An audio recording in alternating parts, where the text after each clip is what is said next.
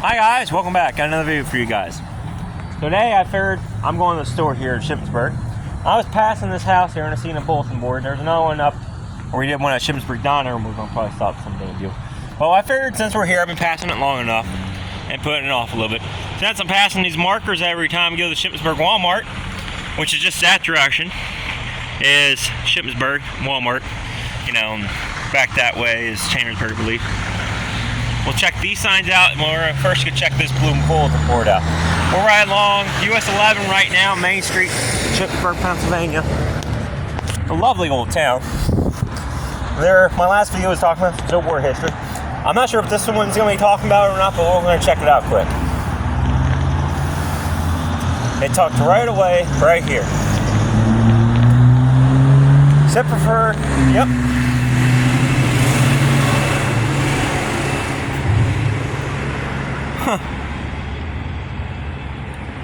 That's pretty cool. So, widow and children of England. On August 28, 1861, Shippensburg residents shook him out and volunteered for service with the 9th Pennsylvania Cavalry, leaving behind his wife and 3 sons. Edward, age 7, Samuel, age 5, and Eric, age 4. On 7/13/1863, Private Angle was shot through the breast while charging a Confederate line near Lafayette, Georgia. After a abrupt death, his 29-year-old widow, Reverend Walker Angle, faced the difficult challenges of supporting herself and the 3 boys alone. To assist Drickham's brothers, constructed the small log dwelling to your right to house her and her children. Angle made ends meet by taking in sewing and tailoring in her home. Starting in 1865, she began receiving federal widow's pension of $8 a month. She also wrote 2 of her sons in the Whitehall Soldiers Orphan School in Camp Hill, Pennsylvania. Mariano, who never remarried, lived in his house until her death in 1898. Okay, so that's Whitehall Academy, Camp Hill, Pennsylvania. Do not know if that's even still there anymore. But here's this, did you know? An estimated I might butcher this number, I ain't very, good for numbers and stuff.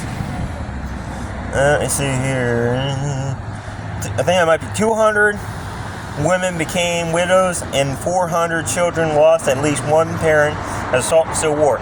By 1890, the federal government was paying monthly pensions to over 2,9,500 need-be wives, children, sisters, and mothers of Union soldiers killed in the war. Literally, the United States government refused to provide assistance to the families of dead Confederate soldiers, though the former states of the Confederacy did establish their own pension system. That's pretty cool. So this here is a log cabin, I believe. It might still actually be. It's hard to tell sometimes for these structures. Step out in the road here. But quickly, another fact though. Did you know this? I learned this off the History Channel. The Civil War claimed more American lives than both World War combined. World War I, World War II. There's another fact. But here's the log cabin. I know you can't tell, but this is how you normally can tell here in Pennsylvania. They're usually covered up like this sometimes, and once they start tearing them down, they'll find out they're cabins. But you can usually tell by the top windows are usually narrow, like that. And they have like this weird square shape to them. But usually the top windows are very low to the eave. And another one way barnwood builders say is if you look at the door jambs, they're very thick. But from the road, usually you can kind of tell it's a cabin from the way it looks from the front. The other way you can tell apparently is from like the door jambs and stuff. Now I got this off Barnwood Builder. They're very, very thick because of the logs. But if you're just passing on the street and you don't get close, you can just usually tell by the shape of the structure. Next time you're in your town, check to see how many cabins you might be going past every single day. I know people don't look at buildings. I do. Because I'm a weirdo. I'm also a weirdo walking down a sidewalk in Shippensburg, Pennsylvania, talking about history. I love being weird. Should have named this channel the Weird Channel. Instead of the Paranormal Investigation Channel. I love joking with myself. So here is this one. And then we're going to go up here.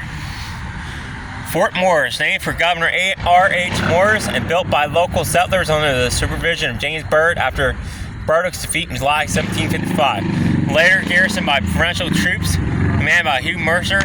The first site along marked by the soldiers' well lies a block to the north on Bird Street. Pretty cool.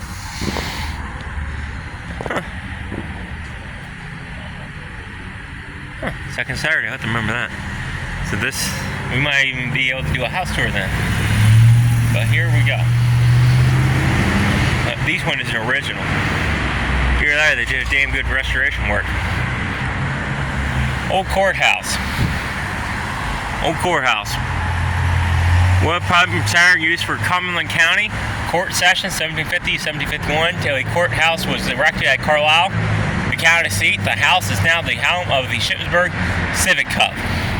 So even here you have the first courthouse of Cumberland County, 1735 to 1920, home of the Civic Club. This property has been placed on the National Registry of Historic Places by the United States Department of the Interior. That's pretty damn cool. So, let me go over here and try and get a freaking view of this old stone structure. Like I said, it's an old stone structure.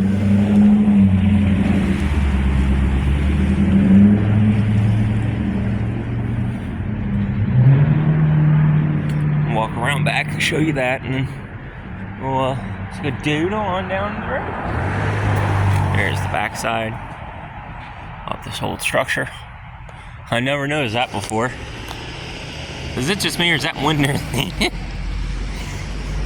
It's a little crooked to me, it looks like. Oh, you can't fault them though. They were, especially back then, they were pioneers. You know, it's weird to say that here in Pennsylvania, but they were pioneers. They had to get everything right here off site or in the forest. Like I said, so maybe someday we'll go inside there and check her out. Oh.